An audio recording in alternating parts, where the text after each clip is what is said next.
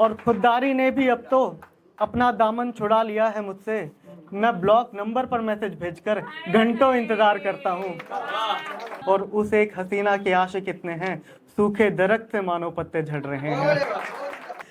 और लहू से ज्यादा हवस दौड़ रही है सबके बदन में, वरना दो महबूब कभी भी अकेले कमरों में नहीं मिलते। और बात बनाने वालों की एक बात ये भी मशहूर है कि बात बनाने वालों की एक बात ये भी मशहूर है, वो आसा मौत नहीं, वो इंतजार में मरेगा।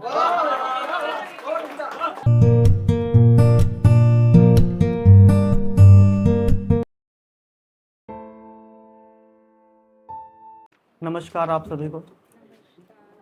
मैं ऐसे ही लिख लेता हूँ, पिछले 1 साल से लिख रहा हूँ।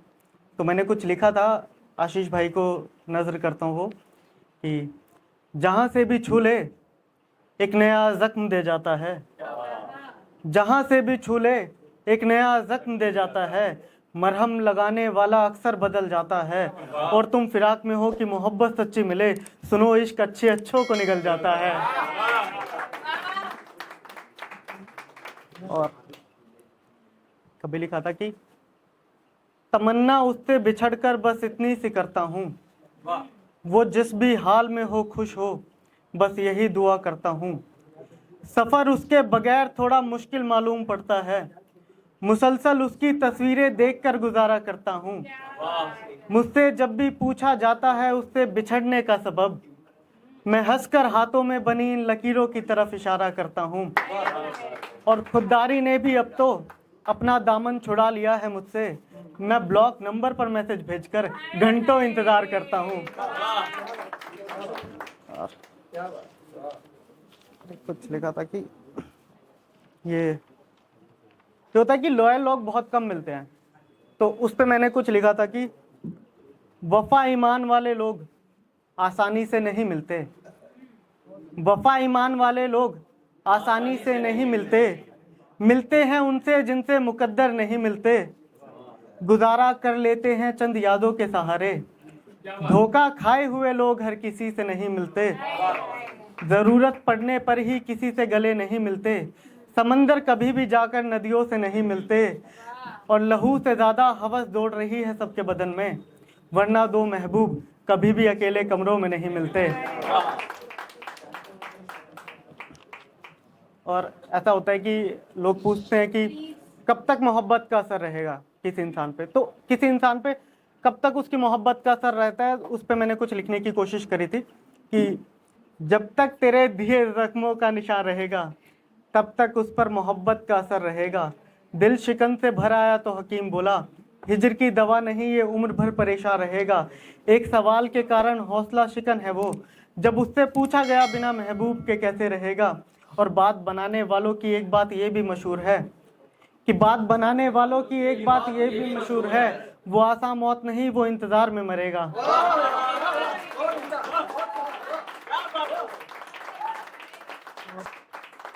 लिखा था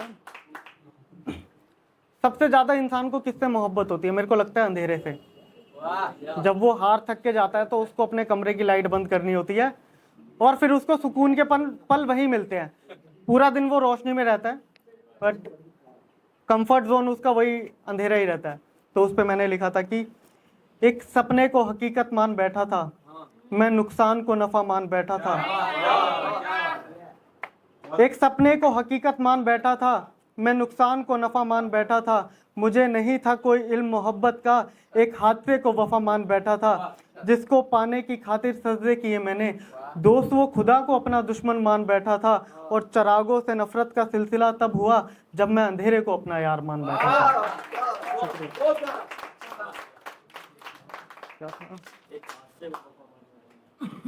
ये कैसे लिखा था कि तुम्हें फुर्सत मिल जाए तो मुझसे बात करना, जब सबसे दिल भर जाए तो मुझसे बात करना।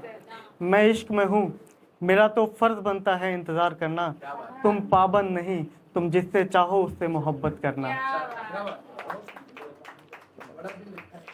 नहीं भाई, ऐसा कुछ नहीं है। और क्या था, एक लिखा था कि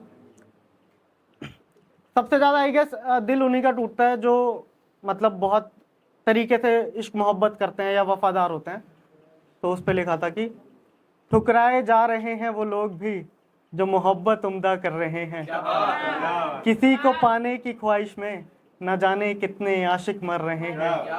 ले डूबती है वफाए मोहब्बत में उनको जो अपने अश्कों से दरिया भर रहे हैं। और उस एक हसीना के आशिक कितने हैं, सूखे दरख्त से मानो पत्ते झड़ रहे हैं।